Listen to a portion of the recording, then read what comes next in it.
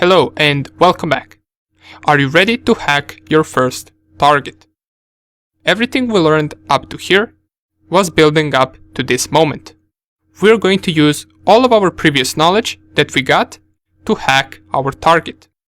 Of course, this is just one of the many exploits that we will cover in this course, but it is important because it is our first one. In this case, we're of course going to be attacking the Metasploitable for our first exploit, so make sure you start it up, check out the IP address of Metasploitable. In my case it is 192.168.1.5.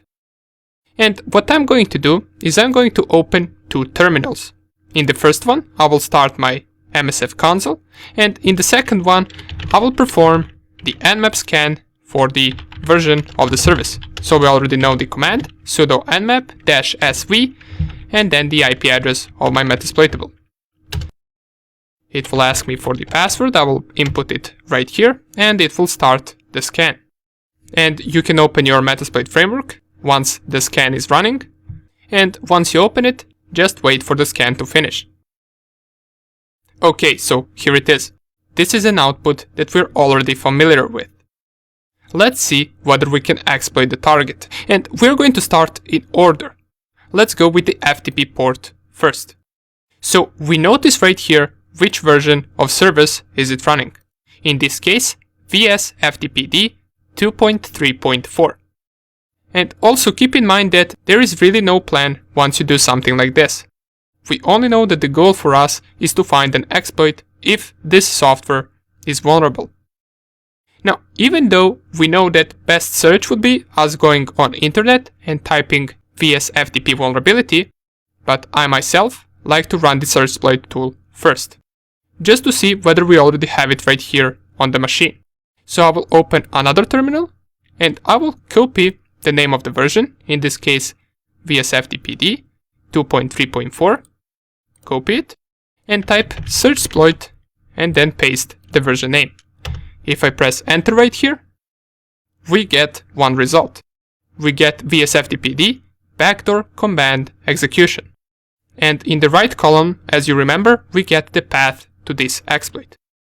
There is one thing that we should notice right here. This is .rb. What does this mean?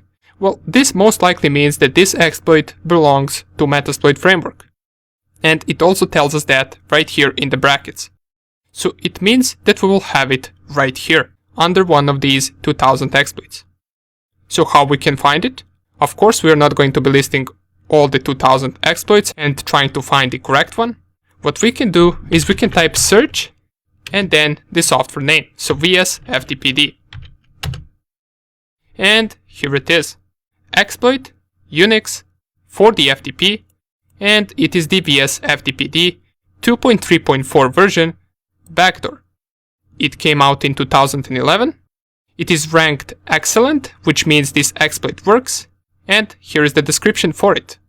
Let's read more about it, but first we need to select it. So to do that, we can type use, exploit, Unix, FTP, and then the name of the exploit.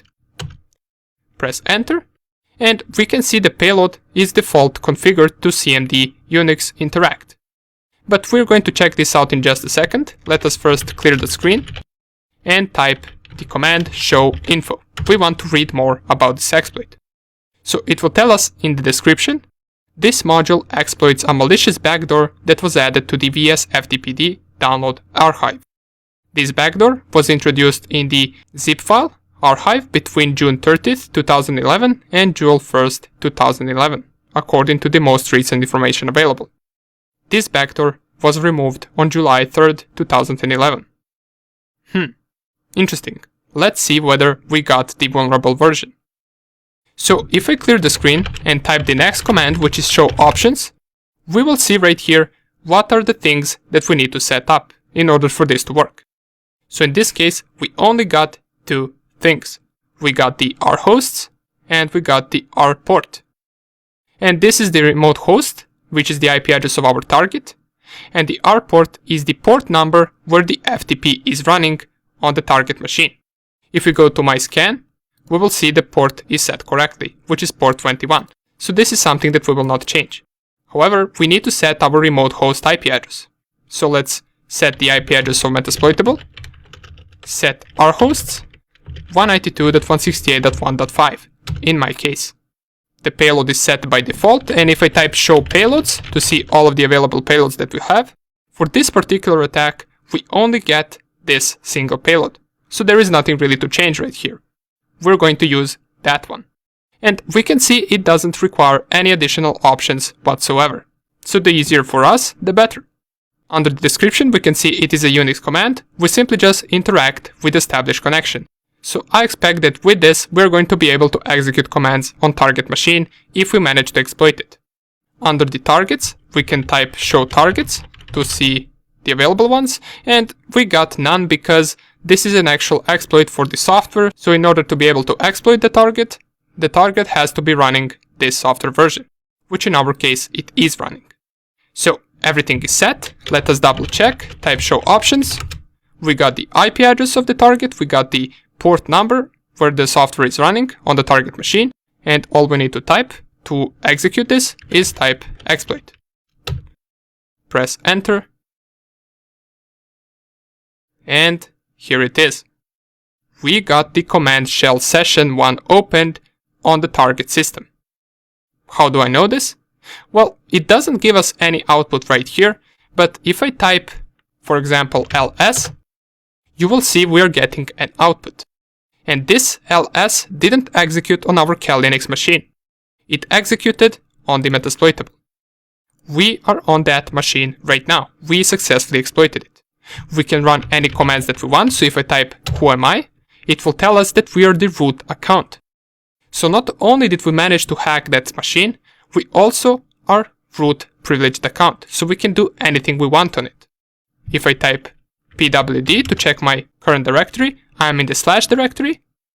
And if I type ifconfig, just to prove to you that we're on the target machine, we can see the output is 192.168.1.5.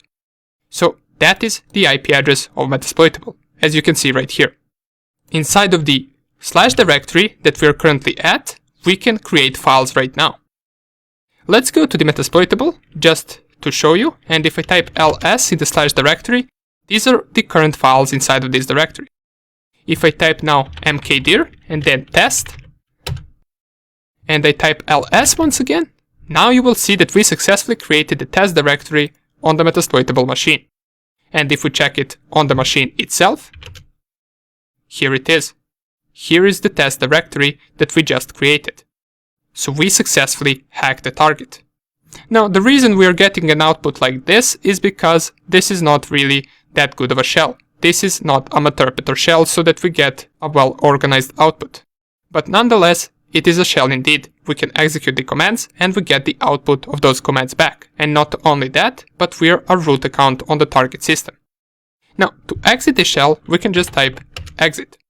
And it will tell us right here, command shell session 1 closed. And it was that easy. We gained root privilege account on the Metasploitable machine, and we could have done anything on it. This is as good as it can get. And this is exactly what we are looking for once we try to exploit the target. Now, sometimes it is this easy, but sometimes it isn't. And we will see some complicated exploits later on, and it will be even more complicated to exploit a target if it doesn't have any vulnerability. But for now, we are happy. We managed to hack our first target. But this is just one of the vulnerabilities. Let's keep exploring and see in the next few videos if the Metasploitable has some other vulnerabilities as well. And then after we finish with Metasploitable, we're going to move on to some other harder targets. Welcome back.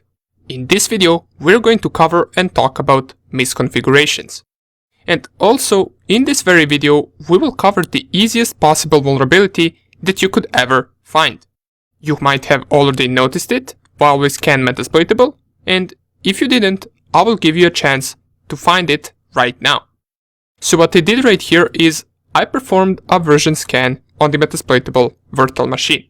You can do the same, or you can just take a look at the results right here.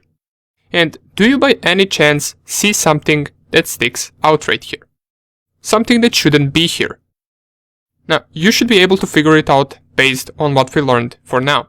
So I will just give you a few seconds. And time has come. Have you managed to find it? It is this bind shell right here. And under the version it says Metasploitable root shell. I mean, just by its name we can see that something doesn't seem right. We know what bind shell is, right?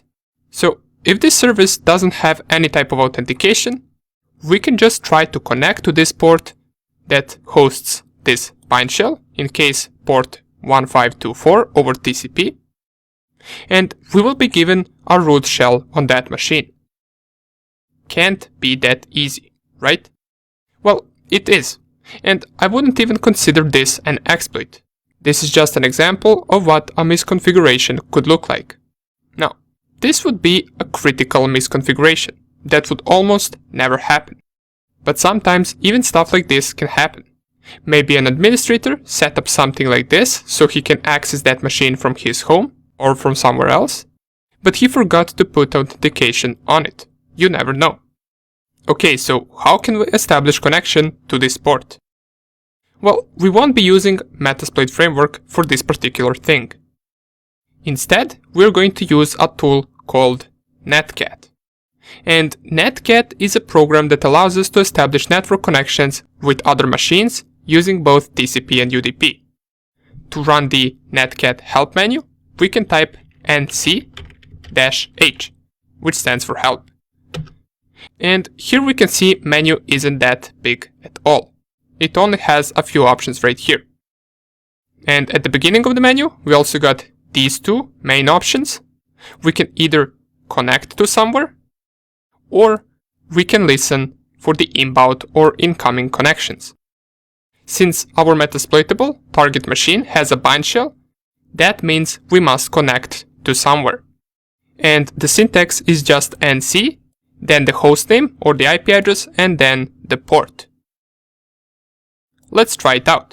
If I go down here and type nc, and then the IP address on my Metasploitable, I go and check out over which port is the bind shell being hosted. It is over port 1524.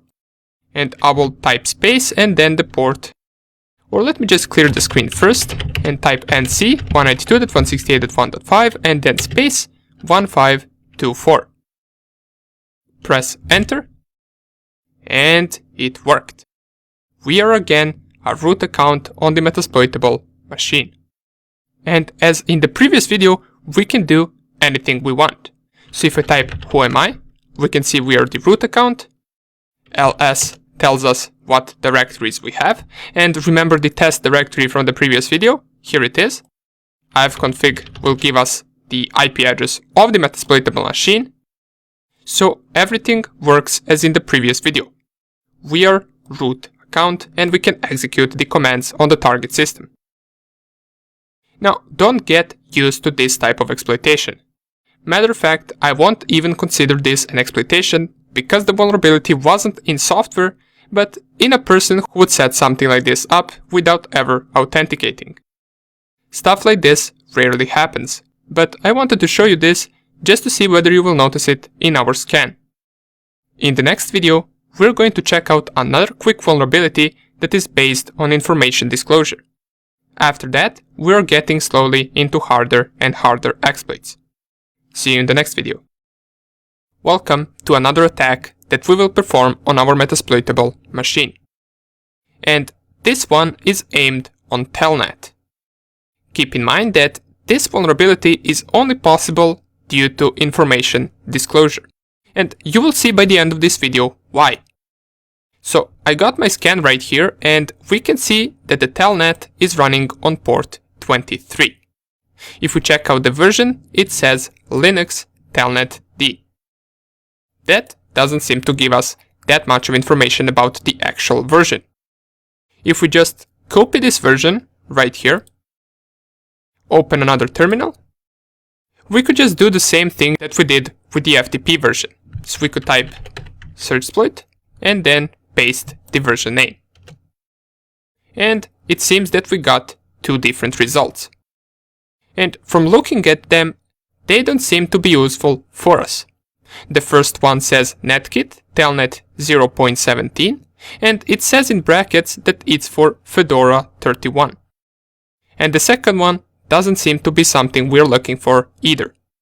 We can't get the exact version of Telnet, so what are we going to do? Well, we know that Telnet requires username and password in order to log in. So let's maybe try the default credentials. To try them and to connect to the Telnet port on some machine, we can type in our terminal, let's first clear the screen, telnet, and then the IP address of the machine that we want to connect to. In my case, 192.168.1.5. And I press here enter. Do you see it? Not only do we get the banner for the telnet, but we also get some additional information that shouldn't be here. We get this statement that says login with msfadmin/msfadmin. And if you remember this banner, and these things are exactly the same as the banner that we get once we log in to the Metasploitable, as you can see right here. These two are exactly the same. They just hosted the same banner on the Telnet open port as well. So if they already gave us username and password, let's use it. Let's see whether it will work on Telnet. If I type msfadmin and msfadmin as the password, here we are. Once again, we are on the Metasploitable machine. Just this time, you will notice that we are not root account. So if I type who am I, we are the msfadmin, we are not the root account. And this is something that we can easily bypass. If I type the command sudo su, it will ask me for the password for the msfadmin, and we already know it from the banner. It is also msfadmin. I type it in, press enter, and now we are root account, as we can see right here. And also if I type who am I, it will tell me we are root account. Now, I know what you're thinking. This is too easy. Something like this will never happen in real life. And you're correct. These types of vulnerabilities will rarely happen. However, we're slowly processing to higher and higher vulnerabilities. The last two were just misconfigurations and information disclosure, while the first FTP vulnerability had a vulnerable software running. After we finish showing a few more vulnerabilities for the Metasploitable machine, we're going to go on to the Windows machines. And you will see that we will manage to exploit them without them having any additional softwares like Metasploitable does. So things are soon about to get even more interesting. See you in the next video. Welcome back. Let's continue with exploiting our Metasploitable machine. So we already found 3 vulnerabilities regarding Telnet, FTP, and the bind shell with no authentication. Let us see what else can we find. And what I got in mind for now is this Samba open port right here. Matter of fact, these two open ports, 139 and 445. Why them? Well, because it seems that we do not have the exact version of Samba right here. It tells us that Samba is between 3 point something to 4 point something. So let's see how we will figure out what exploit to use and how to find it. Here's a small hint. We don't need to Google it to be able to find it. We have everything we need right here in Kali Linux. So don't use Google to find it, since it is cheating and you will most likely find it on the first link. Let's see whether we can figure it out by ourselves. So right here in our scan, we have this Samba version right here. Not the exact version, but it does give us some information about in between which range does the version belong to. And that is something. We also see that ports hosting this are 139 and 445. So we do got some information. What now? Well, let's just search Samba inside of SearchSploit and see what comes up. So I got this scan right here. I got my MSF console right here. And I will open a third terminal and type SearchSploit Samba. Well, it seems that we get a lot of results. And these are exploits for a bunch of different Samba versions, as we can see right here. Now, we could just try all of them out to see whether they will work, or we can try to figure out the Samba version first, and then narrow down our exploit search and see whether we find something for that specific version. So, how are we going to find out the Samba version? Our Nmap scan didn't manage to do it. Well, luckily, Nmap is not the only scanner that we can use for these types of things. Remember that in Metasploit framework, besides having all of these exploits and payloads, we also get those auxiliary modules. And those auxiliary modules can sometimes be scanners. Let's search and see whether we can find a scanner for this. If we just type in the Metasploit, search Samba, and press enter, we get some of the results right here. Matter of fact, we will get a lot of the results once again. Some are exploits, some are auxiliary modules, and down here I believe there is one post-exploitation module. And if we go to the auxiliary modules, it will only give us 2 auxiliary scanner modules. These aren't the scanners that we need. Let's try to find it ourselves. If I go down here, clear the screen, and type use auxiliary, and then we search for a scanner, and then SMB, because that is the port that we're enumerating, and then tap twice. These are all of the available auxiliary scanners that we have for SMB. The one that we are particularly interested in is this SMB version. So let's copy it. If I copy the entire command, right here, paste it, press enter. Oops, let me just delete this. We type the command twice. So use auxiliary scanner, SMB, and then SMB version. And if I type show info right here, it will tell me in the description display version information about each system. This looks like something that we need. Let's type all of the needed information for this to run. So we're going to type show options first, and we require our hosts. We got some other things as well, but these 3 things are not required, as it says right here. The threads we will leave on 1, and the R hosts will be the IP address of our Metasploitable. In my case, 192.168.1.9. I will set this right here, and if we run it, well, it worked. Even though it says right here host could not be identified, in the brackets we get the exact Samba version on the Metasploitable, which is 3.0.20. Cool. Let's see what we can find from exploits now that we know what version it runs.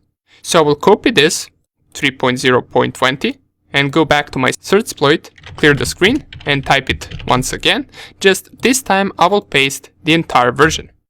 Press enter, and we managed to narrow it down to only 5 results. And it seems that these 2 are the same results, so it's actually 4 results in total. The first one seems to be some type of a security bypass, and it affects our version, since it's between 3.0.10 and 3.3.5. But it also seems to be a TXT file, which we really don't want to bother with right now. We want something that we can execute right away. The most interesting thing we have right here is this Samba username map script, or the command execution. Why? Well, it's a Ruby exploit, and it also belongs to Metasploit framework. Plus, it also affects our version of Samba, as we can see right here.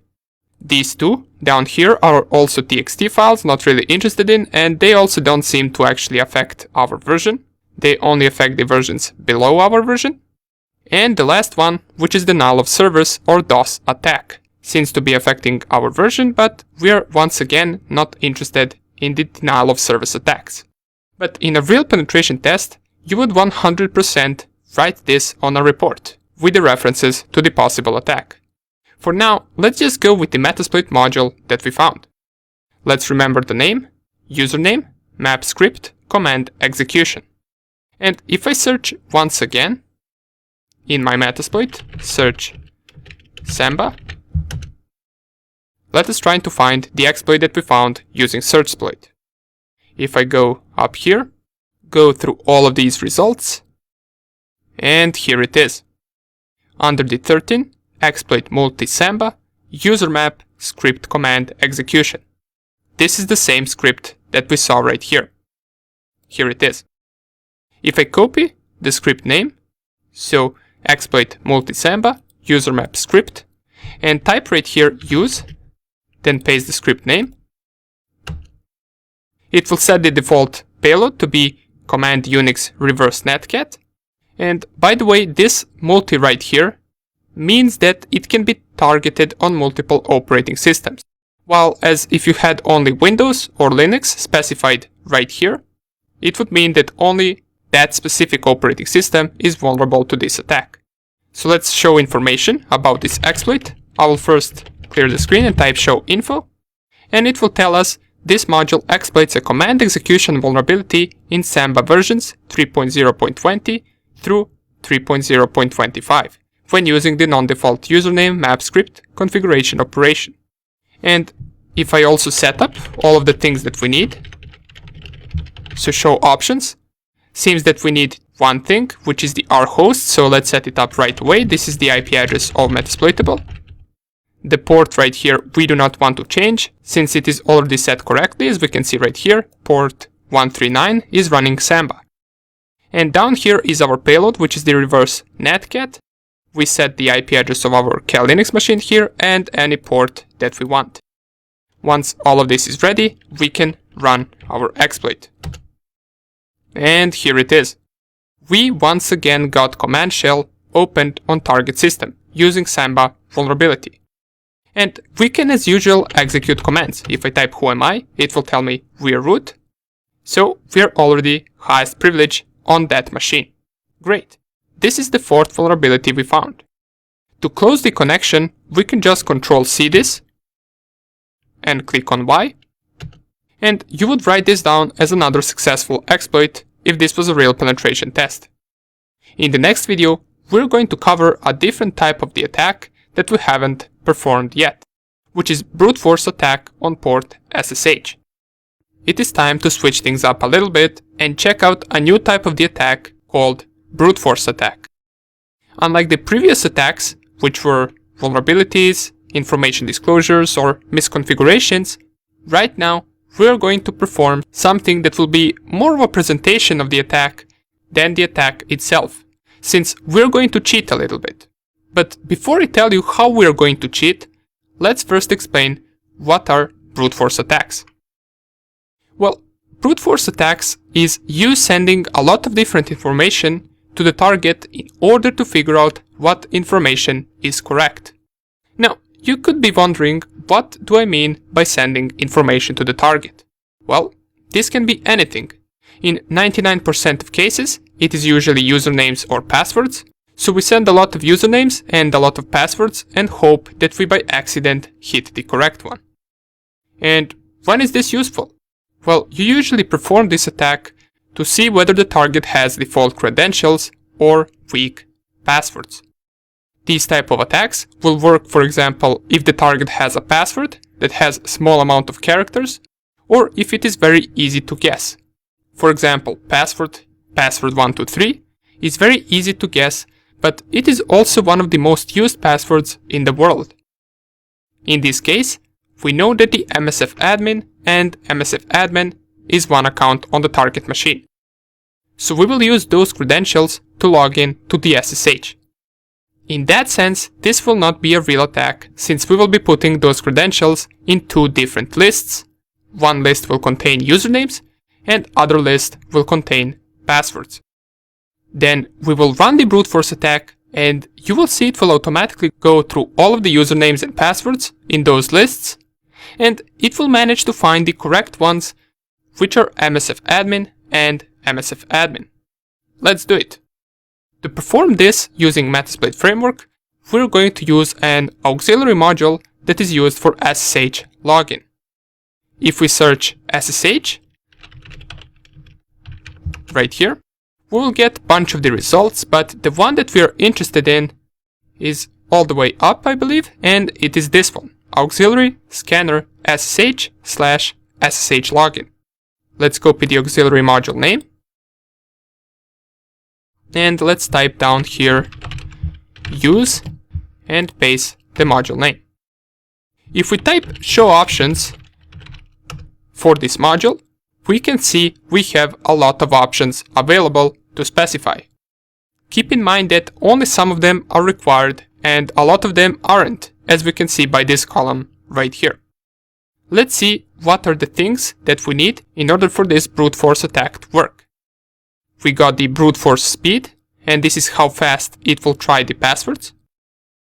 We can specify a single password or a password file, and we will be going with the password file in our case. We must specify the R hosts, which is the IP address of the target. The R port is the SSH port on the target machine, and let's just double check, it is 22 here, and it is also 22 in our scan, so that is already set correctly. Here we can also set the username, and this username field is a single username, or we can set the user file, which will be the file containing a bunch of usernames. Another possible option that we can do is set user pass file. And what this user pass file is a file containing both usernames and passwords. As it says right here, file containing users and passwords separated by space, 1 pair per line. Now for this particular attack, we're going to be using a password file and a user file separately. So what we must do first is we must create those files. Let us open another terminal, navigate to the desktop of our Mr. Hacker account, and let's nano usernames.txt.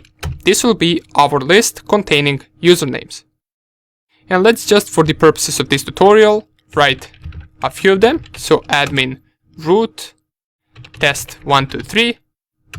Let's go with the system and MSF admin. We must add the correct one in order for the SSH brute force to be able to find it. And after it, let's add one more. Let's call this one admin123. So this is 6 usernames. Of course, in a real life attack, you would be using much bigger lists. But for now, for the purposes of this tutorial, we will create these small lists and see whether it will work. So we got our usernames file right here, and it has the correct username specified. Let's save it. Now we need to do the same thing with the password, so let's nano passwords.txt. Here let's type password 123, hello world. Let's also type MSF admin, which is the correct password, and we know it at the moment. And at the end, let's type test1234. So here we have 5 passwords, and one of them is the correct one. Let's save this file. And if I type ls, we should have both of the files in our desktop directory. Let's specify them right here in our options. So the password file must be the entire path to this passwords.txt. So we must specify the entire path. To check out the entire path, I can type print working directory inside of the desktop directory and copy this. And inside of our Metasploit framework, we can type set pass_file and then paste the path, add slash, and then passwords.txt. This now set the path to the pass file to be this path right here. And we must do the same thing for the usernames. Let's type set user_file, paste the same path right here, and add, instead of passwords.txt, let's add usernames.txt. Press enter, and if I type show options once again, let's see what else do we need to specify. Here the password file and the user file has already been specified, but we must also specify the R hosts for this to work. So let's do it. If I type set R hosts, type the IP address of my Metasploitable, clear the screen, and I check out options once again. All seems to be set. We will leave the brute force speed to be 5, which is the fastest. And one more thing that we want to change is this verbose right here. This is currently set to false. We want to set it to true. And this verbose means that it will print out even the failed usernames and passwords. it will not only print the successful login. Let me show you right here. If I set verbose to be equal to true, clear the screen and run this, here it is. It started our attack. It is going to try every single combination of usernames and passwords from those two files. Now, you might notice this isn't going that fast, and it will print out all of these failed passwords until it reaches the combination of msfadmin and msfadmin as both username and password. Let's wait for that combination to come. And here it is.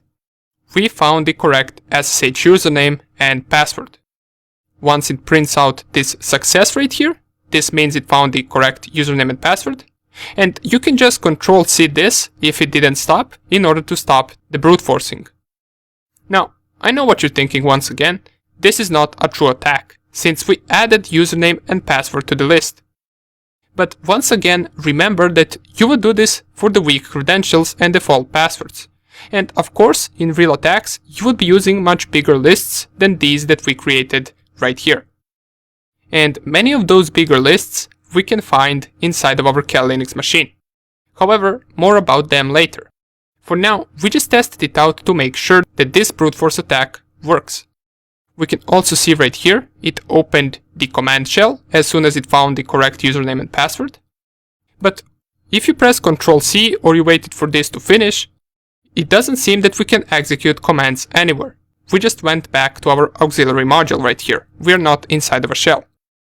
Well, once something like this happens, Metasploit saves the shell in the background so we can still enter that shell. To check out all of the available shells that we currently have established, we can type the command sessions.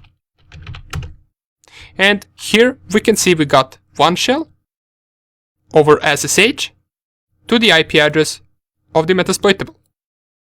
To enter inside of this session, we can type the command sessions -i and then the session ID. In my case, it is 1, and it will probably be in your case as well. So if I set here sessions I1, this will start interaction with this shell and it will open our shell right here. And you can now execute the commands as usual. Who am I will tell me that I'm msfadmin. If I want to become the root account, I type sudo su, type in msfadmin password, and I type who am I once again. Now I'm root account. Another way that you can establish SSH connection once knowing the username and password is like this. First, let's exit out of this, exit out of Metasploit framework, and now that we know the username and password of the SSH, we can open our terminal and type ssh msfadmin, which is the username, and then the IP address of the Metasploitable, which is 192.168.1.9 in my case. If I press here enter, it will ask me this question: are you sure you want to continue connecting? I want to specify yes right here. And it will ask me for the password for this specific account. And we know that the password is msfadmin, so I will type it right here. And here it is. We opened the terminal of the Metasploitable. If I type who am I, we are msfadmin. And that would be about it for the SSH brute force attack. Don't worry, real brute force attacks we will perform later regarding website login forms and Wi-Fi cracking. This video was just to introduce you to the concept of brute forcing. If you were to exploit a target like this in real life, it would be considered weak credentials or default credentials vulnerability, and you would of course write it down as a critical vulnerability. Great, that is another vulnerability covered. Let's go and hunt the next one down in the next video.